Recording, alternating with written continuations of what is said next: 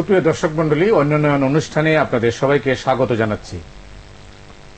আমরা আজ কথা বলবো রাজনীতি নিয়ে। রাজনীতি আছে, রাজনীতি নেই। অনেকে বলেন রাজনীতি পচে গেছে, অনেকে বলেন দেউলিয়া হয়ে গেছে। তারপরও আমরা বলবো দিনের শেষে রাজনীতি ছাড়া কোনো বিকল্প নেই। এই রাজনীতি কোথায় কি অবস্থায় আছে, কোন পথে বাংলাদেশের রাজনীতি, এই বিষয়টা নিয়ে আলোচনা করার জন্য আমাদের আজকের এই অনুষ্ঠান। শুরুতেই আমাদের তিনজন রাজনীতিবিদ, তাদের পরিচয় করে দিই, যদিও আপনারা সবাইকেই চেনেন, তিনজনকেই চেনেন। আমার ডানে আছেন আওয়ামী লীগ প্রেসিডিয়ামের অন্যতম সদস্য সুরঞ্জিত সেনগুপ্ত এমপি, একাধিকবার যিনি বাংলাদেশের জাতীয় সংসদের সংসদ সদস্য নির্বাচিত হয়েছেন। এরপরে আছেন সাবেক মন্ত্রী আব্দুল্লাহ আল নুমান, বিএনপির যুগ্ম মহাসচিব। এরপরে আছেন বাসদের আহ্বায়ক জনাব খালেকুজ্জামান। আপনাদের তিনজনকে বর্ষিয়ান তিন রাজনীতিবিদ, আপনাদের তিনজনকে স্বাগত জানাচ্ছি রাজনীতি নিয়ে। এই মুহূর্তে রাজনীতি কোন দিকে? দাদা, আপনাকে দিয়ে শুরু করতে চাই। আপনি কি মনে করেন রাজনীতি সঠিক পথে এগিয়ে যাচ্ছে? আওয়ামী লীগ তথা মহাজোট এখন নির্বাচিত হয়ে ক্ষমতায় আছেন। আমরা আমাদের চেষ্টা করছি। আমাদের এটা নির্বাচনী ইশতেহারের প্রতিশ্রুতি ছিল, সেই অনুযায়ী আমরা প্রচেষ্টা। 1/11 পরবর্তী রাজনীতি, যেদিকে আমরা আমাদের যে স্বপ্নটা আমাদের দেখানো হয়েছিল, সেই স্বপ্ন বাস্তবায়নের দিকে আমরা সবাই কিন্তু আশা করেছিলাম সেদিকেই যাচ্ছে। কারণ রাজনীতি এটা সংঘাতময় রাজনীতি। বাংলাদেশের রাজনীতির বারবারই কিন্তু পালাবদল ঘটেছে এই সংঘাতময় রাজনীতির মধ্য দিয়ে। তো সেটার থেকে পরিবর্তন আসবে বলেই আমাদের ধারণা ছিল। আপনি কি মনে করেন সেই পরিবর্তনের দিকে যাচ্ছে, নাকি আপনি পরে যোগ করবেন কোনটা? না, 1/11 নিয়ে যে রাজনীতি এসেছিল, 1/11 তো মুখ থুবড়ে পড়েছে।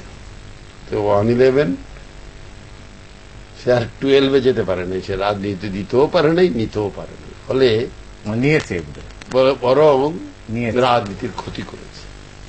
এবং এটি বাংলাদেশের রাজনীতির পরিক্রমায় একটি অত্যন্ত ক্ষত অংশ।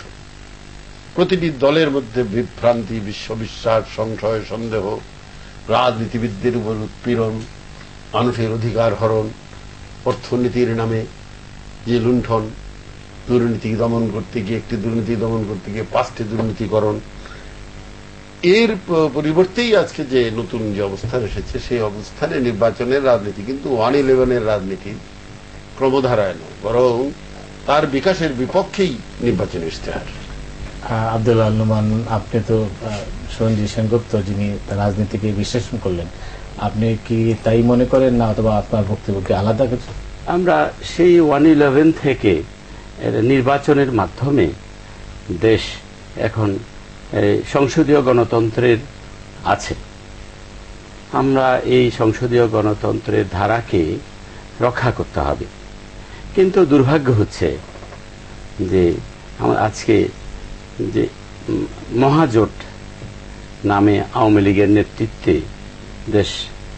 দেশে ক্ষমতাসীন যে শক্তি, এই শক্তির প্রধান কাজ ছিল, এই শক্তির প্রধান যে নেতা আওয়ামী লীগ, তাদের আমার মতে প্রাথমিক কাজ ছিল, জনগণও সেটা চেয়েছে, যে বিরোধী দলগুলোর সাথে সম্পর্কের আরো উন্নয়ন, পার্লামেন্টকে কার্যকরী করা। কারণ আমরা এই রাজনীতিটা কিন্তু পার্লামেন্টে এই দেশের জনগণ সবচেয়ে বেশি দেখতে চেয়েছে, প্রতিযোগিতামূলক ভাবে। তো দুর্ভাগ্য হচ্ছে যে নির্বাচনের আগের কথা আমি বাদ দিলাম, নির্বাচনের পরে সংসদের সদস্য সংখ্যা যাদের, তারা আসলে এই বিরোধী দলের সাথে সম্পর্ক উন্নয়ন করাটা তাদের প্রথম কাজ ছিল, প্রাথমিক কাজ ছিল। সেটা তারা করতে পারে নাই, ব্যর্থ হয়েছে। এবং আজকে যে সংকট, এই সংকট মোকাবেলায় যে ঐক্যবদ্ধ একটা প্রয়াস সৃষ্টির যে পরিবেশ, সেই পরিবেশ আসলে এখন অনেকটা অনুপস্থিত হয়ে যাচ্ছে, যেটা জাতির জন্য খুবই দুর্ভাগ্যজনক। বাসদের আহ্বায়ক জনাব খালেকুজ্জামান, আপনার বক্তব্য নিশ্চয়ই ভিন্ন হবে বলে আমার মনে হয়। মাটিতে যদি ভূমিকম্প হয় তাহলে ছাদটা সেটা স্থির থাকবে না। তাহলে আর্থসামাজিক ব্যবস্থায় আপনি শোষণমূলক একটি ব্যবস্থা যদি বলবৎ রাখেন, তাহলে তার উপরের যারা শাসন কার্য পরিচালনা করবে তাদের যে অবস্থা হয় 37 বছরে, সেটা আমরা দেখলাম যে পার্লামেন্টারি ব্যবস্থা, একদলীয় ব্যবস্থা, তারপর সামরিক শাসন, তারপরে মার্শাল ডেমোক্রেসি, তারপরে আবার সামরিক শাসন, তদারকি ব্যবস্থা, দ্বিদলীয় ব্যবস্থা, এখন একদলীয় একটা ভাগ্য বদলের ব্যবস্থা চলছে। এই যে অবস্থাটা চলছে, এইটা বারবার এটা প্রমাণ করছে যে এখানে গতানুগতিক ধারার যে রাজনীতি, যেটাকে সাধারণত বলা হয় বুর্জুয়া রাজনীতি, এই রাজনীতি বাস্তবে এখানে অকার্যকর। যেটা আপনি প্রথম বললেন রাজনীতি কি ব্যর্থ, তাহলে এখানে রাজনীতি ব্যর্থ হয় না। তাহলে যেই ধারার রাজনীতি চলছে বিগত দিনে, এটা বারবার প্রমাণিত হচ্ছে যে এই রাজনীতি এই ধারায়, কারণ একটা হলো তার দৃষ্টিভঙ্গি, সেখানে এটা কোনো পরিবর্তন হয় নাই। আর একটা হলো তার নীতি, তার মধ্যে কোনো পরিবর্তন হয় নাই। আর হলো পদ্ধতি।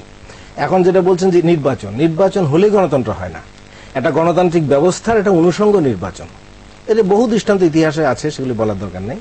তাহলে আমরা যেখানে প্রশাসন যেগুলি আছে, সামরিক অসামরিক, এগুলি গণতান্ত্রিক নীতির দ্বারা পরিচালিত নয়।